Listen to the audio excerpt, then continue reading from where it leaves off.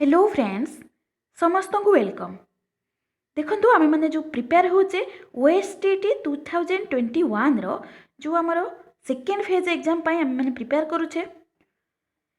देखो पूर्व क्लास रे जो ओडिया रे प्रीवियस ईयर क्वेश्चन जोटा कि 2021 रो फर्स्ट फेज जो जाइथिला एग्जाम रिसेंट जो एग्जाम जाइछि सेथिरे किछटा क्वेश्चंस आनी जो ओडिया रे कोन पड़ीथिला प्रीवियस ईयर क्वेश्चंस तो 10टी करी आमे तो आज आउ 10टी आनीछि हैला ओडिया रे जेहेतु 20टी क्वेश्चन आसुछि तो टोटल आज 10टी क्वेश्चन करदेले 2021 रो क्वेश्चन सब कंप्लीट हो जिवो।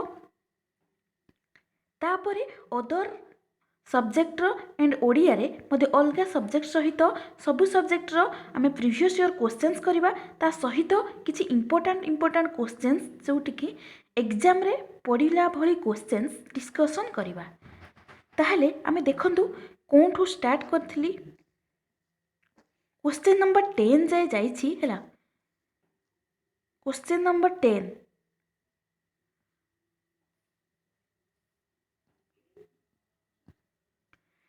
तुम करिछि जोटा कि निम्नोक्त शब्द गुड़िक मध्यरु केउंटी अप्रत्यय युक्त तो एथरे आंसर होछि कोन ना वैद्य विद्या युक्त अ एटा तो जाइछि। तापरे क्वेश्चन नंबर 11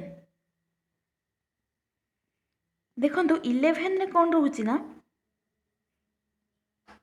शुद्ध शब्दटी को बाछ। शुद्ध अशुद्ध रे एठी देखंतु शुद्ध अशुद्ध रे गोटे नहले दुईटी क्वेश्चंस आसुछि तो यही विषयटा किछि माने बुझीबा दरकार ही नाही काहेकि ना एथिरे खाली जानिबा दरकार जे कोनटा राइट कोटा रॉन्ग जो स्पेलिंग मिस्टेक ये सब खाली पढ़ीदेले हो जिवो काहेकि ना एटा पढ़िबा तो दरकार नाही ए चैप्टरटी।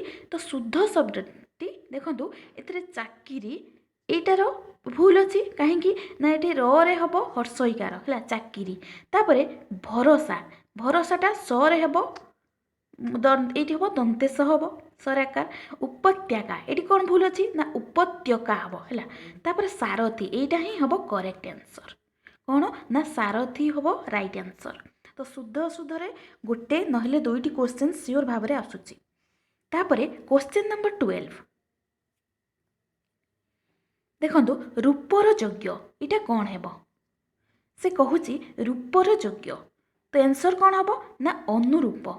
एटा कोठू आसीची ए जो क्वेश्चन टी एटा को चैप्टर रु आसीची ना एटा आसीची हमर कौन ना जो हमर समास हैला रूपर योग्य समास रु आसीची। ए जो अनुरूप एटा को समास ना अव्यय भाव समास काहेकि ना एटी अनु बोली गोटे उपसर्ग लगी है से अव्यय भाव समास। अव्यय भाव समास क्या कहुए ना आम जाचे जे समास चैप्टर मुझे जो पढ़ेबी सब गुड़ाक होल से भलसे बुझेबी है। तो आज खाली कहीदे टिके देखु अव्यय भाव समास कौन ना जो समास रे सब अव्यय गुड़ाक उपसर्ग गुड़ाक लगिकी होता है। उपसर्ग मीन्स आम जाचे ओडिया रे आमर उपसर्ग केतोटी अच्छी टोटाल 20टी उपसर्ग रही है। से सब उपसर्ग गुड़ा मन रखिए कहीं मन रखिले ही करहेब इजी हेब जानापी जो गोटे वार्ड जदि से उपसर्ग लगी ताहले आम जापर ताहले आम जानीगले जे रूपर योग्य यहाँ हूँ अनुरूप यहाँ अव्यय भाव समास रु आसी। समास देखूँ यहाँ गोटे पकई क्वेश्चन तापर निरर्थक एठी भी गोटे क्वेश्चन पकई समास एटलिस्ट दुईटा पकाउछि क्वेश्चन सब सब्जेक्ट रू कहबाक गले गोटे किंबा दुईटा ओवरऑल सब्जेक्ट रू आसुछि हैला। तापरे क्वेश्चन नंबर 13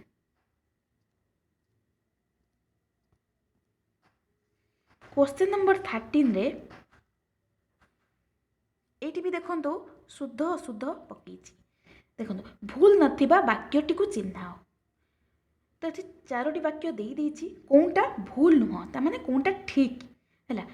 ए रे देछि से अतिथि माननकु सबांधवे आसीबाकू निमंत्रित कले कहीदे कौटी भूल अच्छी ये देखो अतिथि माननकु तो ये भूल अच्छी कहीं आम से अतिथि को यहाँ भी आम कहीपर ये अतिथि मानू जहाँ अतिथि को सैया है अतिथि मानू कहले ये भूल हो तेणु यहाँ भूल अच्छी आम जानीगले।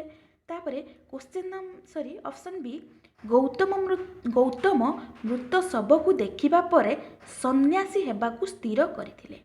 देखो ये कौटा भूल अच्छी ना मृत शव को शव तो आम कह कि मृत शव बोली कहीं कह खाली शव कहले यहाँ ठीक है गौतम शव को देखा पर यहाँ ताले भूल अच्छी मृत बोली लगभग तापरे सी शिक्षा प्रसार द्वारा जातिर सर्वांगीन उन्नति साधित हुए देखो ये सब गुड़ाक ठीक अच्छे ताले ये आंसर करेक्ट आंसर कौनटा ना ऑप्शन सी इज करेक्ट है तापर डीटा देखीदबा कौन भूल अच्छी भिन्नक्षम मानू सक्षम करने सरकार बहु योजना मान करुछंती है तो एथिरे कौनटा भूल अच्छी देखंतु ये बहु योजना मान तो आम कहले किंतु बहुटा लगेगा दरकार ही नहीं कहीं भिन्नक्षम मानू सक्षम करने सरकार योजना मान करुँच कहले ही ठीक हम बहुटा न लगे चलो ताहले डीटा ही भूल ताहले आम जानिले कौनटा ठीक ना option C is correct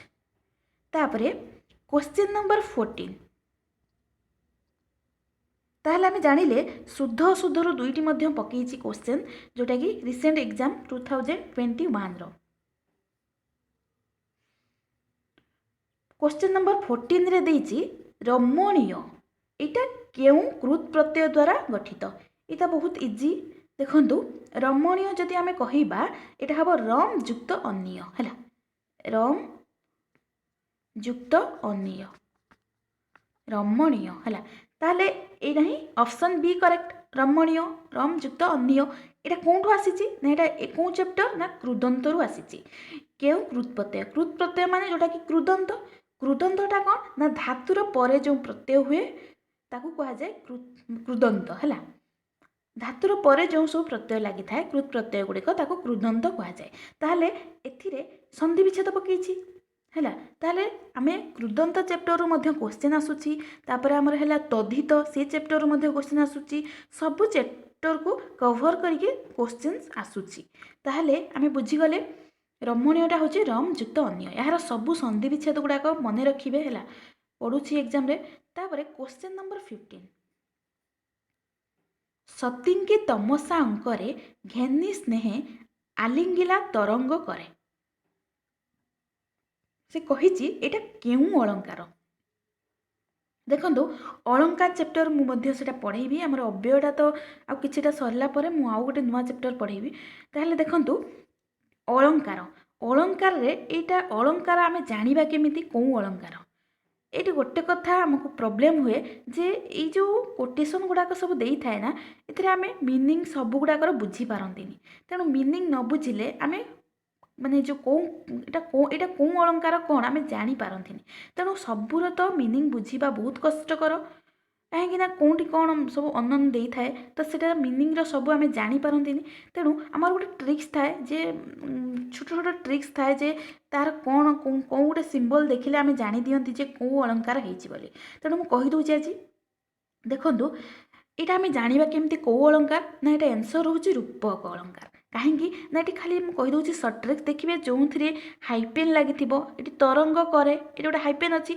hyphen जो लगी से रूपक अलंकार लगे है अलंकार चैप्टर आमर दुई प्रकार अलंकार अच्छी गोटे है शब्दालंकार आउ गोटे है अर्थालंकार शब्दालंकार कौन ना आमर अनुप्रास श्लेष आमर है जमक अनुप्रास श्लेष आ अर्थालंकार छाड़ू पढ़ेले कहि तो बहुत अच्छी तापर देखो मुझे खाली एक्सप्लेन कर दूची रूपकटा है एमती आम कहीदेली तापर उपमा उपमाटा कौन ना आ रूपक क्या कह जाए यार डेफिनेशन भी मैं भी पकई पारे देखो उपमान एवं उपमेय मध्य अभेद कथित हेले ताकू रूपक अलंकार कह जाए बुझीगला तापर उपमा उपमाटा कौन ना उपमान आ उपमेय मध्य जितेबाला कौन से सादृश्य बोधक हुए है ताकू कह जाए उपमा अलंकार उपमा को आम केमी जाना तार भी किसी सर्ट ट्रिक्स अच्छी जोटा कि किसीटा वार्ड्स जमती कि तार सादृश्य बोधक वार्ड है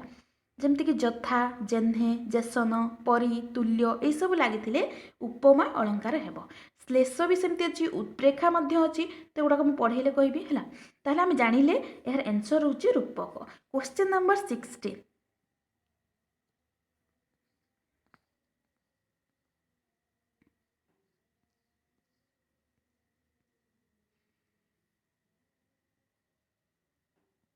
क्वेश्चन नंबर 16 କେଉଁ ଶବ୍ଦରେ ସ୍ୱାଭାବିକ ଭାବେ ଣ ହୋଇଛି ଏଇଟା କେଉଁଠୁ ଆସିଛି ନା ନତ୍ୱବିଧିରୁ ଆସିଛି ସେଇ ଚାପ୍ଟରରୁ। ଦେଖନ୍ତୁ ଏଠି ଆମେ ଜାଣିବା କେମିତି କିଛିଟା ଆମର ରୁଲ୍ସ ଅଛି ଯେଉଁଟାକି ରୁଲ୍ସ ନାହିଁ ସ୍ୱାଭାବିକ ଭାବରେ ନତ୍ୱ ବା ଣ ହୋଇଥାଏ। ତ ଏଇଟା ଆମର ଅଛି କିଛିଟା ୱାର୍ଡ଼ସ୍ ହେଲା ସେଇ ୱାର୍ଡ଼ ଗୁଡ଼ାକ ଆମକୁ ମନେ ରଖିବାକୁ ପଡ଼ିବ। ତ ଏଥିରେ ଆନ୍ସର୍ ରହୁଛି ଲବଣ। ଅପସନ୍ ଡି ରହୁଛି ଏଇଟା ସ୍ୱାଭାବିକ ଭାବରେ ହେଇଛି ହେଲା। ମୁଁ କହିଦେଉଛି ଆଉ କ'ଣ କ'ଣ ସ୍ୱାଭାବିକ ଭାବରେ ହୋଇଛି କେଉଁ ୱାର୍ଡ଼ଟା ଣ ଲାଗିଛି ସ୍ୱାଭାବିକ ଭାବରେ ସେଗୁଡ଼ା ମନେ ରଖିବେ ହେଲା। ମୁଁ କହିଦେଉଛି ସେ ୱାର୍ଡ଼ ଗୁଡ଼ାକ ହେଲା ଗୁଣ, କଣ, କଣା, ବୀଣା, କୋଣ, ପାଣି, ମଣି, ବିପଣି, ସ୍ଥାଣୁ, ଫଣି, ବାଣୀ, କାଣି, ରାଣୀ, ବଣି, ବିପଣି, ଚିକଣ, ନିକଣ, ମଶାଣି ଏଇଭଳି ଭାବରେ ବହୁତ ଗୁଡ଼ାଏ ୱାର୍ଡ଼ସ୍ ଅଛି କିଛିଟା ଅଛି ମୁଁ ପଢ଼େଇଲା ବେଳେ କହିଦେବି। ତ ସେଗୁଡ଼ା ମନେ ରଖିଦେଲେ ସେଇଟା ହିଁ ଏକ୍ଜାମ୍ରେ ଆସୁଛି ସେତିକି ଭିତରୁ ହିଁ ଆସିବ ସିଓର କାହିଁକିନା ସେଇଟା ହିଁ ସ୍ୱାଭାବିକ ଭାବରେ ଣ ହୋଇଥାଏ ବୁଝିହେଲା। ଆଉ ନତ୍ୱବିଧିର ମାନେ କିଛିଟା ରୁଲ୍ସ ମଧ୍ୟ ଅଛି ଏଇଟା ଆସିଛି ନତ୍ୱବିଧି ଏବଂ ସତ୍ୱବିଧି ଚାପ୍ଟରରୁ। ନତ୍ୱବିଧିର ଣ କେଉଁଠି ଲାଗିବ ରୁଲ୍ସ କିଛି ଅଛି ଆଉ ସତ୍ୱବିଧିରେ ମଧ୍ୟ କେଉଁଠି ସ ଲାଗିବ ତାର ବି ରୁଲ୍ସ ଅଛି। ଗୋଟେ ଦୁଇଟା ରୁଲ୍ସ ମନେ ରଖିଦେଲେ ହେଇଯିବ ସବୁଗୁଡ଼ା କରିହେବ। ତାପରେ କ୍ୱେଶ୍ଚିନ୍ ନମ୍ବର 17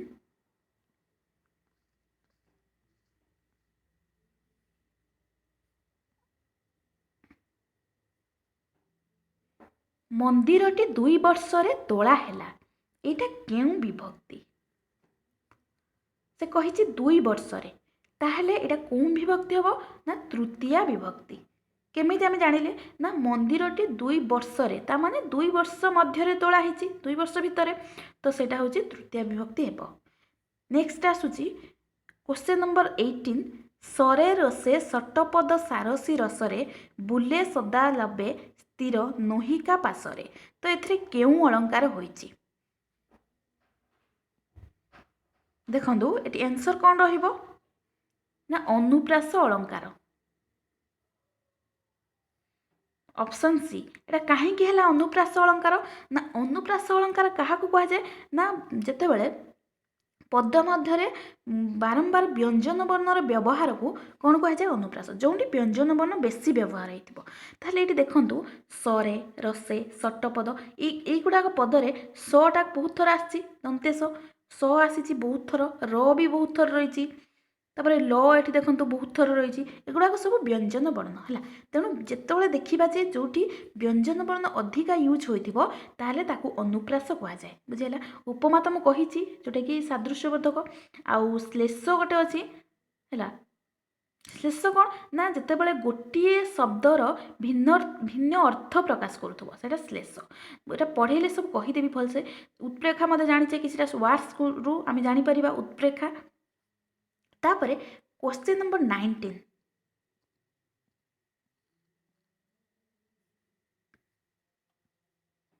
ଉଠିଆ ଖାଇବା ଏହାର ଅର୍ଥ ରୂଢ଼ି। ଦେଖନ୍ତୁ ରୂଢ଼ିରେ ତ ଆମକୁ କିଛି ବୁଝିବାର ନାହିଁ ବାକି ଖାଲି ତାକୁ ମନେ ରଖିବାର ଅଛି ଯେ କ'ଣ ଏଇଟା ତ ବହୁତ କିଛି ମନେ ରଖିବାକୁ ପଡ଼ିବ ରୂଢ଼ି।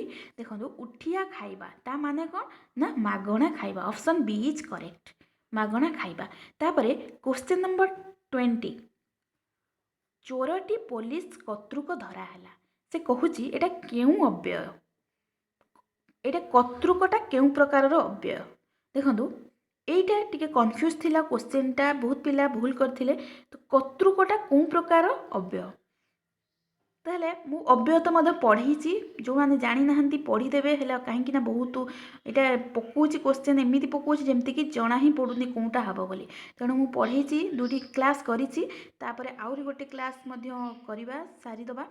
ଦେଖନ୍ତୁ କର୍ତ୍ତୃକ ଏଇଟା ବି ମୁଁ ପଢ଼େଇଛି କର୍ତ୍ତୃକଟା କେଉଁ ପ୍ରକାରର ଅବ୍ୟୟ। ତ ଏଠି ଦେଖନ୍ତୁ ଏଠି ଆନ୍ସର୍ ରହିବ ବିଭକ୍ତି ସୂଚକ ଅବ୍ୟୟ। ବିଭକ୍ତି ସୂଚକ ଅବ୍ୟୟ ମାନେ କେଉଁ ପ୍ରକାରର ବିଭକ୍ତି କାହିଁକି ନା କର୍ତ୍ତୃକଟା ଗୋଟେ ବିଭକ୍ତିରେ ଯାଉଛି ଏଇଟା ମାନେ କେଉଁ ବିଭକ୍ତି ନା ତୃତୀୟା ବିଭକ୍ତି। ତା ମାନେ କ'ଣ ଚୋରଟି ପୋଲିସ ଦ୍ୱାରା ଧରା ହେଲା ତା ମାନେ ଦ୍ୱାରାଟା କେଉଁ ବିଭକ୍ତିର ଚିହ୍ନ ତୃତୀୟ ବିଭକ୍ତି। ତ ଏଇଟା ହେବ ବିଭକ୍ତି ସୂଚକ ଅବ୍ୟୟ। ତ ଆଉ ସବୁ ଗୁଡ଼ାକ ମୁଁ କହିଦେଉଛି ଏକ୍ସପ୍ଲେନ୍ କରିଦେଉଛି।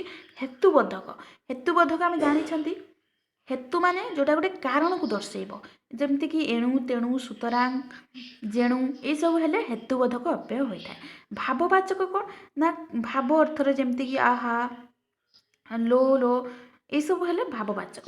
ନିଶ୍ଚୟବୋଧକ କ'ଣ ନା ନିତ୍ୟାନ୍ତ, ନିଶ୍ଚୟ, ସିନା ଏଇସବୁ ବା ଅବଶ୍ୟ ଏଇସବୁ ଲାଗିଲେ ନିଶ୍ଚୟବୋଧକ ଅବ୍ୟୟ ବୋଲି କହିବା ତାକୁ ହେଲା। ତ ଏଗୁଡ଼ା ଖାଲି ମନେ ରଖିବାର ଅଛି କ'ଣ କ'ଣ ଲାଗିଲେ କେଉଁ ପ୍ରକାରର ଅବ୍ୟୟ ହେବ। ତ ଇଏ ଥିଲା କ୍ୱେଶ୍ଚନ୍ ନମ୍ବର 20 ହେଲା। ଅବ୍ୟୟ ଆଉ ଗୋଟେ କ୍ଲାସ୍ ଲାଗିବ ସରେଇବା। ତାପରେ ତ ଏତିକି ହିଁ ଆଜି ପାଇଁ ଥିଲା। ତାପରେ ମୁଁ ଏଇଟା ସରିଗଲା 2021ର ପ୍ରିଭିୟସ୍ ଇୟର୍ କ୍ୱେଶ୍ଚନ୍ସ ଓଡ଼ିଆରେ। ତା ପୂର୍ବ ବର୍ଷ କ୍ୱେଶ୍ଚନ୍ସ ମଧ୍ୟ ଆଣିବି। ତାର ପୂର୍ବ ବର୍ଷ 3-4 ବର୍ଷର କ୍ୱେଶ୍ଚନ୍ସ ଆମେ ଦେଖିବା। ତା ସହିତ ଅଲଗା ପେପର୍ ମଧ୍ୟ ଅଦର ସବଜେକ୍ଟର ମୁଁ ଆଣିବି। ତ ଆଜି ପାଇଁ ଏତିକି, ଧନ୍ୟବାଦ।